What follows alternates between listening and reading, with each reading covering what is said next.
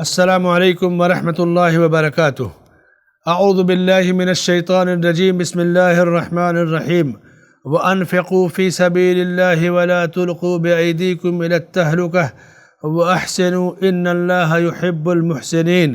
اور اللہ کی راہ میں خرچ کرو اور اپنے آپ کو ہلاکت میں نہ ڈالو، اور احسان کرو، اللہ تعالیٰ احسان کرنے والوں کو پسند کرتا ہے۔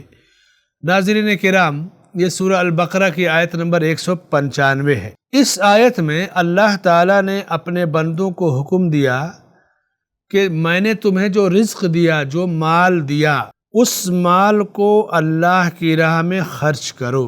جہاد کی آیتوں کے بعد، مشرکین سے قتال کی آیتوں کے بعد، انفاق فی سبیل اللہ کا خصوصی ذکر اس لیے کیا گیا کہ اگر کہیں مسلم فوج، مسلم ملک، مسلمانوں کا امیر، امام، کفار، مشرکین یا دشمنوں سے لڑنا چاہے تو اس کو مال کی ضرورت پڑے گی، ہتھیاروں کی ضرورت پڑے گی۔ جو فوجی ہوں گے ان کے کھانے پینے کی، ان کے اہل و عیال کی دیکھ ریکھ کی ضرورت پڑے گی۔ تو تم اپنے مال کو خرچ کرنے میں کمی نہ کرنا۔ کہا کہ اور اللہ کی راہ میں اپنے مالوں کو خرچ کرو۔ اگر تم وہاں پر کڑے موقع پہ، جنگ کے موقع پہ مال خرچ کرنے سے رک گئے تو گویا تم خود اپنے ہاتھوں اپنی ہلاکت و بربادی کا سامان تیار کر رہے ہو۔ ظاہر سی بات ہے کہ تمہارے پاس مال موجود ہے، مسلمانوں کی فوج ہے، مسلمانوں کا حکمراں ہے، وہ قتال کرنا چاہتا ہے دشمن سے، تم نہیں خرچ کرو گے اور دشمن کے پاس ڈبل تبل طاقت ہے تو کیا ہوگا؟ گویا تم بخیلی کے ذریعے اپنی تباہی اپنے ہاتھوں جو مول لے رہے ہو۔ تو اللہ تعالیٰ نے اس آیت میں مسلمانوں کو انفاق فی سبیل اللہ کا حکم دے کر کے ہلاکت سے بچنے کا راستہ بتایا اور کہا احسان کرو، اللہ احسان کرنے والوں کو پسند کرتا ہے۔ احسان کیا ہے؟ احسان کی مختلف صورتیں ہیں، میں ابھی اس کی تفصیل احسان کی بتاتا ہوں کہ بندے کے ساتھ احسان کیا ہے اور اللہ کے ساتھ احسان کیا ہے۔ اس آیت سے، آیت نمبر 195 سے جو چند فوائد اور مسائل ثابت ہوتے ہیں۔ پہلا مسئلہ، پہلے سن لیجئے مسائل کو، کہ اللہ نے اپنی راہ میں مال خرچ کرنے کا ہمیں حکم دیا۔ جو مالدار ہے وہ مال خرچ کرے گا، طاقتور ہے طاقت خرچ کرے گا، جو مائنڈڈ ہے، سیاستداں ہے، مدبر ہے، اپنا دماغ اور رائے سے مشورہ دے گا۔ یعنی دین کو پھیلانے اور غالب کرنے کے لیے، دشمن سے ٹکر لینے کے لیے اپنی اپنی صلاحیتوں کو استعمال کرنا ضروری ہے۔ دوسرا مسئلہ، فی سبیل اللہ وانفقوا فی سبیل اللہ، اپنے مال کو اللہ کی راہ میں خرچ کرو۔ یہ ہے اخلاص نیت۔ بہت سارے بندے مال خرچ کرتے ہیں، ابھی آپ دیکھیں شادی ہوتی ہے، 50 لاکھ خرچ کرتے ہیں، لیکن اللہ کے راہ میں خرچ کرنے کی بات آئے گی تو 50 روپیہ بڑی مشکل سے دیں گے۔ آج ہماری مصیبت تو یہی ہے نا کہ ہمارے اندر سے اخلاص رخصت ہو رہا ہے، ریاکاری، دکھاوا، بڑکپن کا احساس، یہ چیزیں آتی جا رہی ہیں۔ تو یہاں اللہ نے جہاں خرچ کرنے کا حکم دیا وہیں کہا کہ فی سبیل اللہ، یہ جو مال خرچ کرو گے اللہ کی راہ میں ہے اور اللہ تمہیں ضرور نوازے گا۔ تیسرا جو مسئلہ بیان کیا گیا جو ثابت ہوتا ہے، انسان اپنی حفاظت کا سامان خود تیار کرے، مال کو اپنے ڈیفنس میں خرچ کرنے میں بخیل نہ بنائے۔ حتیٰ کہ آپ کے گھر کا دروازہ اگر کمزور ہے، آپ کا گھر غیر مسلموں کے یا دشمنوں کے علاقے میں، غیر مسلم ہو یا مسلمان، دشمن کوئی بھی ہو، لوٹ مار چور ڈاکو آ سکتا ہے، الا یہ کہ کوئی اللہ والا تقوی والا ہے، اللہ سے ڈرنے والا ہے، تو وہ مسلمان کسی کی طرف نہیں ناحق دیکھے گا، کسی کے مال کی طرف۔ آپ کیا کریں گے؟ دروازہ کمزور ہے تو چینل لگائیں گے، لوہے کا دروازہ لگائیں گے، ساگوان کا لگائیں گے۔ کیوں؟ سیکورٹی کے لیے۔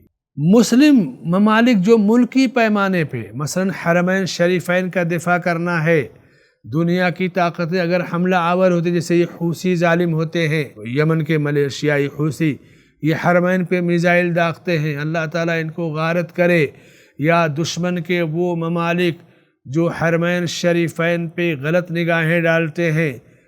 اب ظاہر سی بات ہے کہ آپ کو ہمیشہ اسلام یا مسلمانوں کے دفاع کے لیے تیار رہنا ہے، اپنے بیت المقدس کی حفاظت کے لیے تیار رہنا ہے۔ عام حالات میں مسلمانوں کا امیر، خلیفہ، حکمراں اگر جہاد کے لیے اعلان کرے تو جان مال کے ساتھ تیار رہنا ہے، اور اگر نہیں تیار رہیں گے تو گویا آپ اپنی ہلاکت خود اپنے ہاتھوں مول لے رہے ہیں۔ یہاں پر ایک واقعہ آپ کو بتاؤں، وَلَا تُلْقُوا بِأَيْدِيكُمْ إِلَى التَّهْلُكَةِ، اور اپنے آپ کو ہلاکت میں نہ ڈالو، یعنی انسان اپنی ہلاکت کا سامان خود تیار کرتا ہے۔ ہم لوگ جن کی تفسیر پڑھ رہے ہیں، جن کا درس لے رہے ہیں، اس دور کے، اس صدی کے ایک بہت بڑے فقیہ علامہ محمد بن صالح العثیمین رحمۃ اللہ علیہ، عنیزہ القصیم سعودی عرب کا ایک شہر ہے عنیزہ، وہاں کی جامع مسجد میں درس دیتے تھے۔ جامعہ کی جو برانچ تھی کلیۃ الشریعہ، اس میں پڑھاتے تھے جامعۃ الامام کی برانچ میں۔ اس وقت تو جامعۃ الامام مستقل جامعہ اور جامعۃ القصیم ایک بڑی یونیورسٹی 10 کلو کے رقبے میں ایئرپورٹ کے قریب بنا دی گئی، اور وہ برانچ وہاں پر نہیں، لیکن شیخ جب تک تھے کلیۃ الشریعہ میں پڑھاتے تھے۔ ایک بدو دیہاتی آیا ایک بار، کہا آپ لوگ کہتے ہو کہ ہر مسئلہ قرآن حدیث میں ہے، ہر بات قرآن حدیث میں ہے، یہ بتائیے کہ میں نے گاڑی خریدا ہے، میں شہر میں آتا ہوں تو ریڈ سگنل پہ گاڑی روکنے کی بات آتی ہے، کہاں لکھا ہے کہ سگنل پہ گاڑی روکنا ہے؟ اچھا، وہاں پر جو مسجد ہے شیخ کی، وہاں مارکیٹ بھی ہے، اور ظاہر سی بات ہے کہ مارکیٹ ہے تو سگنل رہے گا ہی۔ کہا کہ قرآن حدیث سے بتائیے کہ سگنل پر گاڑی روکنے کا حکم کہاں ہے؟ ظاہر سی بات ہے اس زمانے میں گاڑیاں نہیں تھی، سگنل نہیں تھے، تو اگر آدمی کے پاس علم نہیں ہے، صبر نہیں، تو جھلا جائے گا، چلو کیا لائے ہو، جیسے بہت سارے لوگ ہوتے ہیں نا، یہاں تک کہ علماء کا بھی ذکر آتا ہے، اللہ تعالیٰ ان کو ہدایت دے، کہ کوئی سوال کرتا ہے تو ڈانٹ دیتے ہیں۔ سائل کو کبھی ڈانٹنا نہیں چاہیے، سوال سمجھنا چاہیے۔ شیخ سے پوچھا، شیخ نے ڈانٹا نہیں، کہا بیٹھو، یہ بتاؤ کہ سگنل 3 طرح کا ہوتا ہے۔ ایک گرین سگنل ہوتا ہے نا؟ کیا مطلب؟ گرین کا مطلب کہ گاڑی چلی جائے سلامتی سے، کوئی خطرہ نہیں۔ اس کے بعد بہت معمولی 2-4 سیکنڈ تک یلو سگنل ہوتا ہے، تاکہ جو گزر گیا، کراس ہو گیا، وہ رکے نہیں، وہ بھی نکل جائے۔ پھر ریڈ سگنل ہوتا ہے، اس کا کیا مطلب ہوتا ہے کہ اب اگر سگنل کراس کیے تو آنے والے راستے سے گاڑی آئے گی، کیونکہ اس کو گرین مل چکا ہے، تمہیں ریڈ ملا، ٹکرا جاؤ گے، حادثہ ہو جائے گا، مر جاؤ گے۔ یہی نہ ہے سگنل کا مطلب؟ اس نے کہا ہاں یہی ہے، ریڈ کو کراس کروں گا، سامنے والا آئے گا، ٹھوک دے گا، حادثہ ہو جائے گا۔ تو کہا قرآن میں اللہ نے فرمایا ہے وَلَا تُلْقُوا بِأَيْدِيكُمْ إِلَى التَّهْلُكَةِ، تم اپنے آپ کو اپنے ہاتھوں ہی سے ہلاکت اور بربادی میں مت ڈالو۔ قرآن میں ہے کہ نہیں؟ یہ آیت مخصوص پس منظر کی ہے، لیکن قیامت تک جو بھی بندہ اپنی ہلاکت اپنے ہاتھوں کرتا ہے، چاہے بخیلی کے ذریعے، چاہے فضول خرچی کے ذریعے، چاہے ظلم اور زیادتی کے ذریعے، تو گویا وہ خود اپنی ہلاکت کا سامان مہیا کر رہا ہے۔ اس نے کہا بات سمجھ میں آ گئی، واقعی ریڈ سگنل کی پابندی کرنی چاہیے۔ ہمارے نوجوان جو گاڑیاں چلاتے ہیں، نئی گاڑی پائیں گے، اسٹیئرنگ پہ بیٹھیں گے تو سگنل کی پابندی نہیں کرتے، ایسا کرنا غلط ہے۔ ایسا نہیں کہ وہاں پر RTO ہے تبھی آپ پابندی کریں، RTO رہے نہ رہے آپ پابندی کیجئے، اس میں آپ کی بھلائی ہے۔ اسی طرح ہیلمٹ لگانا، ہیلمٹ آپ کسی قانون یا RTO کے ڈر سے مت لگائیے، اللہ نہ کرے کبھی کوئی حادثہ ہو جائے تو حادثے میں آدمی جب زمین پر گرتا ہے، اس کا سر زمین پر آتا ہے، سر ایسی نازک چیز ہے کہ دماغ کی ہڈیاں پھٹ گئیں، دماغ کے گدے نکل گئی۔ جو لوگ ایکسیڈنٹ وغیرہ میں پائے جاتے ہیں، اگر ہیلمٹ مضبوط ہے تو ان کا سر بچ جاتا ہے۔ سر بچ گیا تو جسم کے حصے کی ہڈیوں کا ٹوٹ پھوٹ اگر ہے، اس کا علاج ہو جاتا ہے۔ سر ہی میں چوٹ لگ گئی، دماغ میں چوٹ لگ گئی تو کتنا خطرناک معاملہ، کنواں میں گیا، پھر مر گیا۔ تو اس لیے میرے بھائی اور دوستوں، نوجوانوں، آپ سیفٹی کے لیے ہیلمٹ لگائیے، سیفٹی کے لیے سگنل نہ توڑیے۔